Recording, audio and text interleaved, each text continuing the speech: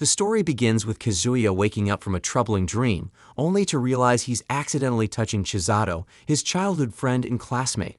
After barely escaping her wrath, Kazuya heads to the rooftop, where the familiar cherry blossom aroma of his late mother's kimono sash brings him comfort. Suddenly, Kazuya is attacked by a possessed wig that knocks him off the building. Just as he's certain of his impending death, the kimono sash transforms into a blue-haired girl named Kuriha, who saves his life. Kuriha reveals herself as a Tsukumogami, a spirit born from an inanimate object that gains life through years of harmony with its owner. Their opponent, however, is an Amisoji, a spirit born from strong malevolent desires. In this case, the Amisoji is a wig created by someone's intense feelings of love for Kazuya. As Kuriha battles the Amisoji and its host, she corners Kazuya into agreeing to become her servant. With no other option, he complies, allowing Kuriha to end the fight by destroying the Amisoji. While Kazuya tends to the unconscious host, Kuriha mysteriously vanishes. Later that night, Kazuya reflects on the strange events of the day before falling asleep, only to be haunted by another nightmare. Upon waking, he is shocked to find Kuriha lying next to him in bed. His startled scream brings his little sister running upstairs to investigate. Unaware of Kuriha's presence, she finds nothing unusual since Kazuya has hidden Kuriha behind his bed. After she leaves, Kuriha reminds Kazuya of his promise to serve her and sends him off to buy her pudding. After dinner, Kuriha unexpectedly joins Kazuya in the bath and insists on washing his back. Embarrassed, Kazuya protests, but Kuriha reminds him of the time she bathed with him when she was still in her sash form. She teases him about how much he has grown since then. That night, Kuriha sleeps in Kazuya's bed again, and her familiar cherry blossom scent soothes his nerves. Despite this, Kazuya remains too flustered to sleep properly. The next morning, Kuriha wakes up before Kazuya and mischievously watches him sleep. Annoyed by his mutterings about her in his sleep, she threatens to end his family line. To make matters worse, Kazuya ends up late for school because of her and gets scolded by Chisato. She drags him to the library to catch up on incomplete homework, and the two reminisce about how she used to tutor him when they were younger. Chisato suggests coming over to his house to tutor him again, but Kazuya nervously declines, fearing Kuriha might be discovered. After finishing their homework, Kazuya and Chisato suddenly find themselves trapped in a library. As they search for a way out, Kazuya spots Kuriha and introduces her to Chisato. Kuriha explains that they are trapped due to another Amisoji, similar to the wig from the day before. To escape, they must find and address the host's desires. Unable to locate any clues, Kuriha tries to force her way out using her powers, but this only worsens the situation. The library transforms into a giant book golem. During the battle, Kuriha notices the books are protecting Chisato and realizes that she is the host of the Amisoji. Kuriha tells Kazuya that the only way to escape is to fulfill Chisato's desire. Thinking back, Kazuya recalls Chisato's earlier request and nervously asks if she would like to come over to his house to tutor him again. When she agrees, the library returns to normal and the Amisoji is dispelled. On Sunday, Chisato visits Kazuya's house as promised. She knocks on his bedroom door but receives no response. Opening it, she discovers Kazuya sleeping next to Kuriha. Furious, she scolds him. Confused, Kazuya wonders why he overslept since he set an alarm, only to find out Kuriha destroyed it again. Chisato apologizes for the trouble caused by the previous day's incident, but Kuriha explains it was due to a curse enabling the Amisoji to grow faster, all linked to a negligent local deity named Kukuri. Meanwhile, Kazuya's friend Shiru encounters a woman named Kokuyo searching for Kazuya. Shiru agrees to take her to him, but only if she treats him to watermelon. Later, Kuriha's past is revealed, hinting at a ritual involving Kazuya. Meanwhile, Shiru recounts his ordeal from the previous day when he took Kokuyo to a restaurant. She ordered the entire menu, shocking the staff, ate everything, and even received a cake as a reward. This left Shiru broke, forcing him to borrow money from a local craftsman named Osamu and work to pay off his debt. Kokuyo, reporting back to Kukuri, gets scolded for prioritizing food over her mission. She humorously explains her usual meals consist of grass with mayonnaise, or occasionally frog, snake, or lizard due to the forgotten state of Kukuri Shrine, where no one prays or offers donations. At school, chaos erupts when students find their lunches stolen. Kokuyo appears carrying the lunches, prompting Shiru to demand repayment. Kokuyo promises to pay him back in watermelon. Kokuyo invites Kazuya to visit Kukuri Shrine. Before he can respond, Kuriha intervenes, offended by Kokuyo's disrespect toward her as a Tsukumogami. Their tension escalates into an arm wrestling match on the rooftop, where Kuriha easily wins. Later, Kazuya, Chisato, Kiriha, and Kokuyo visit Kukuri's shrine, which Chisato notes is unknown to locals. At the shrine, Kukuri appears wearing a mask and asks Kazuya to become the town's cursed cleanser. Kiriha refuses on his behalf, but Kukuri insists Kazuya is responsible for the curses and must fix the issue. When Kiriha tries to leave, Kukuri traps them with a barrier. Kokuyo takes Chisato to safety as Kukuri and Kiriha prepare for battle. Kukuri, a water deity, attacks Kiriha with water droplets, which Kiriha blocks.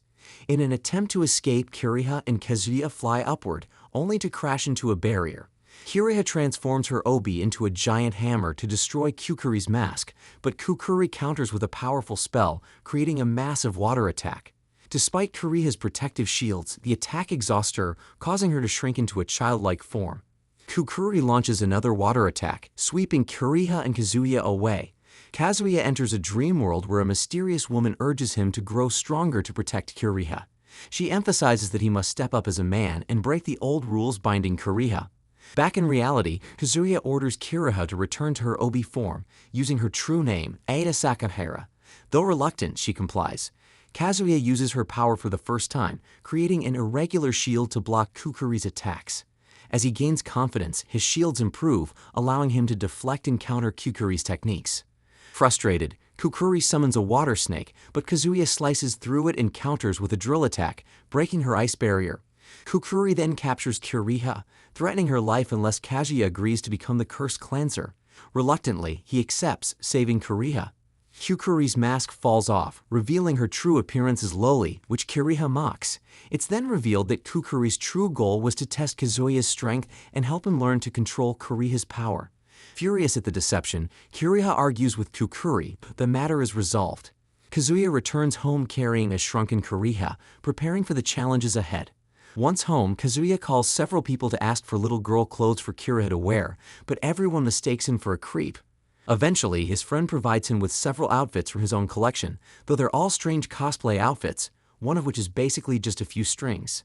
As time passes, Kiriha trains Kazuya to become an exorcist but grows frustrated when he struggles to replicate the skills he demonstrated during their battle with Kukuri. Kiriha explains that it's crucial for Kazuya to learn to wield her as a weapon, as spirits like her are far more vulnerable in their human forms. Meanwhile, Kukuri and Kokuyo face financial struggles and can't afford to repair the shrine. After a storm destroys it, they are forced to move their living quarters to the park. This earns them ridicule from Kiriha when she passes by and sees their situation. The next day at school, Kazuya is summoned by the student council president, who also happens to host the Amazogi they had previously encountered.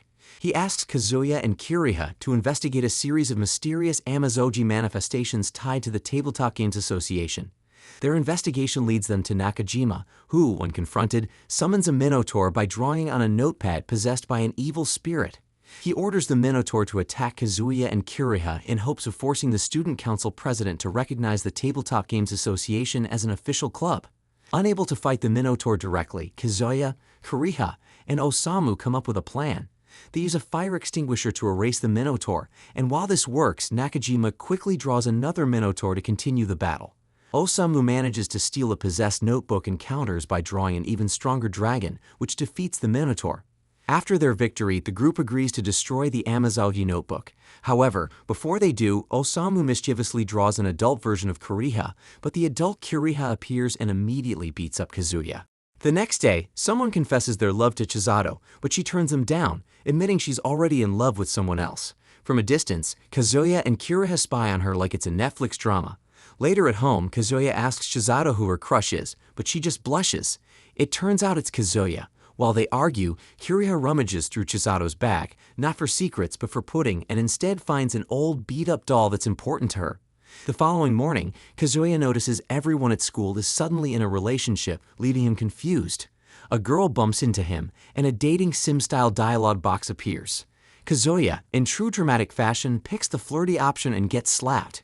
Entering the classroom, he sees even Shiro has a girlfriend after confessing under a cherry blossom tree. Despite it not being cherry blossom season, something is definitely off. Kiriha deduces the school has turned into a dating simulator thanks to an Amazogi gauze, a cursed object controlling everyone's love lives. While searching for the game's source, Kazuya spots Chisato with the guy she rejected earlier. She ignores Kazuya, who realizes the culprit is Hiroshi, the awkward NPC standing next to her. Kiriha vows to find and destroy the game's console, leading Kazuya to save Chisato. Naturally, Kazuya consults Osamu, the ultimate otaku. Osamu advises him to make all the right choices to win Chisato back. Kazuya pretends to struggle with math and asks Chisato for help in class. His carefully calculated moves begin to win her over, but when Chisato asks about Kiriha's whereabouts, Kazuya casually jokes she's napping in gym clothes. Big mistake. Chisato's rage mode activates and Kazuya flees to the library, where Kiriha updates him on her lack of progress finding the console.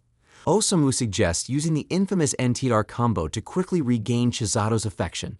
Meanwhile, Chisato and Hiroshi sit under a sakura tree, with her completely smitten. As Hiroshi prepares to confess, Kazuya interrupts, holding up two worn dolls.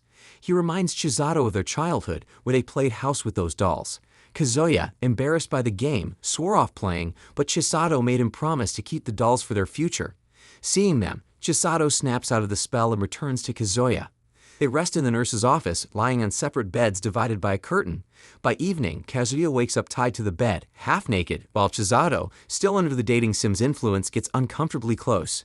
At the same time, Kiriha finds Hiroshi, who admits he's running the dating sim on a PC in the computer lab. Osamu panics, explaining the PC version is an adult game with an NSFW ending. Kiriha races to the nurse's office and destroys the console, ending the chaos. By the next day, Kazuya and Chisato are blushing in class, though Kiriha remains unsure if they'd done anything. Later, while Kazuya eats dinner with his family, Kiriha casually joins in like she's part of the family. Kazuya's dad reveals that Kiriha used to stick close to his mom to protect her, which explains why Kazuya's subconscious memories always feature her. After dinner, Kazuya and Kiriha head out to buy pudding but find that the playground slide where Kiriha lived has been demolished. With nowhere else to go, Kazuya reluctantly lets Kukuri and Kokuyo crash at his house. Meanwhile, in a distant shrine, a cursed cleaner named Sunao trains with the fire god. Determined to prove herself, she decides to travel to Kamioha, where Kazuya and Kiriha live. The next day, Sunao attacks Kazuya at school, but Kiriha protects him. Sunao's weapon, Kotetsu, transforms into a sword to shield her. Sunao mocks Kazuya for being too weak to be a cursed cleaner, especially compared to his legendary mother, Kanaka. She challenges Kazuya to a duel in a week, determined to take his place as Kamioha's cursed cleaner. A flashback reveals Sunao's brother, the previous cursed cleaner, died in action. Sunao begged the fire god to let her take over, but the god doubted her abilities. Driven by revenge, Sunao trained hard to defeat the curse that killed her brother, only to find Kanaka had already destroyed it. Furious, she attacked Kanaka but was easily defeated. Kanaka encouraged her to grow stronger, but by the time Sunao was ready, Kanaka had passed away. When the duel arrives, Kazuya and Sunao infuse their blood into water dolls linked to their injuries. Sunao quickly gains the upper hand, smashing Kazuya's creations with ease. However, Kazuya surprises her with creative tactics, landing hits using hidden weapons like a giant hammer and a drill. Despite his efforts, Sunao begins reading his moves. Just as she prepares to unleash her secret technique, Kazuya and Kiriha fuse using the sacred possession technique. Moving at lightning speed, they disarm Sunao and destroy her water doll, securing victory. The fire god acknowledges Kazuya's restraint in sparing Kotetsu, earning Sunao's respect. Defeated, she leaves Kamioha. The sacred possession leaves Kazuya temporarily immobilized, but by the next morning, he's back to normal. Before Kazuya heads to school, Kiriha chats with Kukuri about her upcoming move, which Kukuri confirms is set. Meanwhile, at the Sumeri residence, Sunao's mother scolds her for losing, threatening to disinherit her. In a twist, she suggests Sunao redeem herself by marrying Kazuya. Back at school, Kazuya learns a new student is joining his class. It's Kiriha. But that's it for this season. Let me know if you want the next season of this anime, and as always leave a like, subscribe to the channel, and I will see you all in the next video.